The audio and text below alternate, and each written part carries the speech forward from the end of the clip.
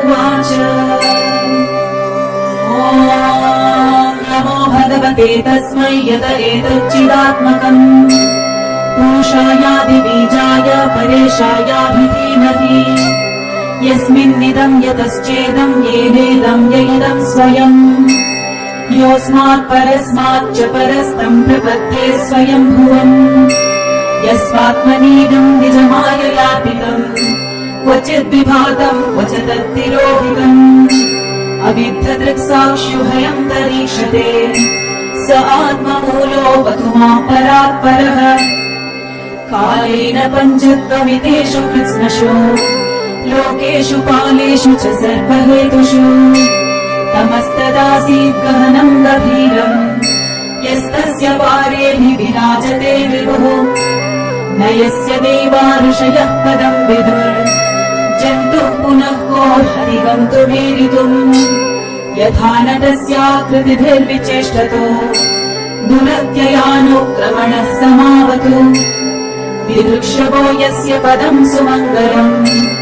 विमुक्तसङ्गा मुनयस्तु साधवः चरन्त्यलोकप्रथमप्रणम्बने भूतात्मभूतासुहृदः समे गतिः न विद्यते यस्य च जन्म कर्म वा न नामरूपे गुणदोष एव वा तथापि लोकाप्ययसम्भवायया स्वमायया तान्यनुकालम् रुच्छति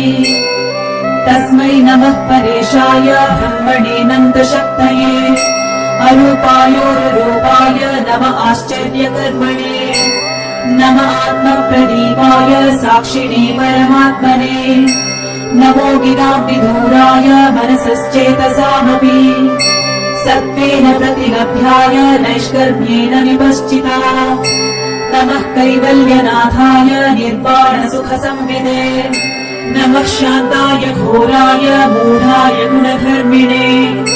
निर्विशेषाय साम्याय नमो ज्ञानघनाय च क्षेत्रज्ञाय नमस्तुभ्यं सर्वाध्यक्षाय साक्षिणे पुरुषायात्ममूलाय मूलप्रकृतये नमः सर्वेन्द्रियगुणद्रष्टे सर्वप्रत्ययहेतवे असताच्छाय योक्ताय सदाभासाय ते नमः नमो नमस्तेऽखिलकारणाय निष्कारणाय दुःखकारणाय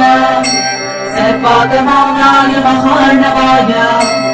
नमोपवर्गाय परायणाय गुणारणिच्छन्नचिदुष्मपाय तक्षोभविस्फूर्जितमानसाय नैष्कर्म्यभावेन विवर्जितागम स्वयं प्रकाशाय नमस्करोमि मातृप्रपन्नपशुपाशविमोक्षणाय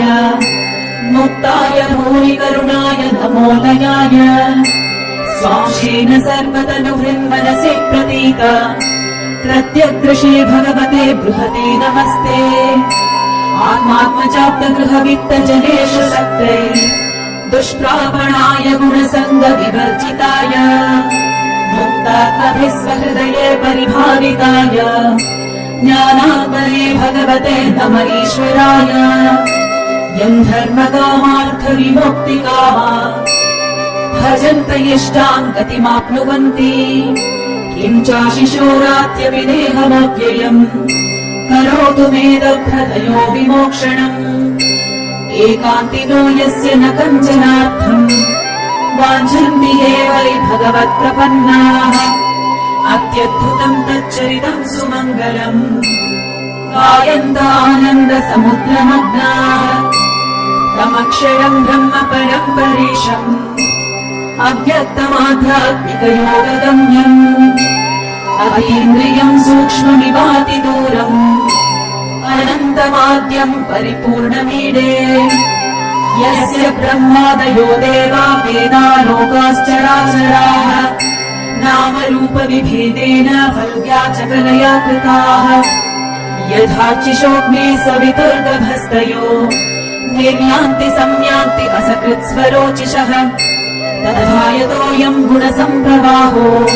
बुद्धिर्मनः खानि शरीरसर्गाः स वै न देवासुरमर्त्यतिर्यन् न स्त्री न षण्ढो न पुमान् न जन्तुः नायम् गुणः कर्म न सन्न चासन् निषेधशेषो जयतादशेषः जिजीविषेणाहमिहामुया किम् अन्तर्बहिश्चावृतये भयोऽन्य इच्छामि कालेन न यस्य विप्लवः तस्यात्मलोकावरणस्य मोक्षम् सोऽहम् विश्वसृजम् विश्वम् अविश्वम् विश्ववेदसम् विश्वात्मानमजम् ब्रह्म प्रणतोऽस्मि परम् परम् योगरन्धितकर्माणो हृदि योगविभाविते योगिनो यम् प्रपश्यन्ति योगेशम् तम् नतोऽस्म्यहम् नमो नमस्तुभ्यमसह्यमेक शक्तित्रयायाखिलधीगुणाय प्रपन्नपालाय दुरन्तशक्तये कदिन्द्रियाणामनवाप्यवर्त्मने नायम् वेद स्वमात्मानम् यच्चक्त्याहम् धिया हतम् तम् दुरत्ययमाहात्म्यम् भगवन्तमिदोऽस्म्यहम् हरे कृष्ण कृष्ण कृष्ण हरे हरे हरे राम